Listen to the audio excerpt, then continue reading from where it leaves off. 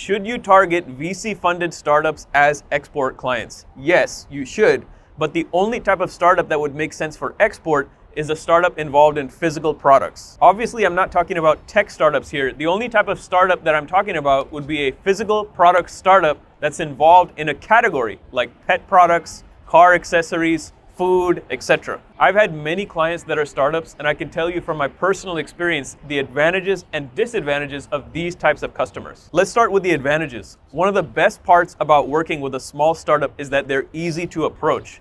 It's much easier to approach a small company with 10 people that just got funded for $1 million as compared to a big company with 500 people. The other advantage with funded startups is that they're funded, so you know they have money. That's not the case with a lot of private businesses. You can't tell whether they have funds or not. But there are also lots of potential disadvantages. Small startups tend to have more inexperienced people, and they may not know a lot about the product industry or import-export. They can be demanding because they're under pressure from their investors. They can suddenly change their whole business strategy because they had to pivot their whole business. And potentially worst of all, they could be doing really good for you for 5 or 6 years, and then they suddenly go out of business, or they get acquired and they go through a change of management. That's what happened to me.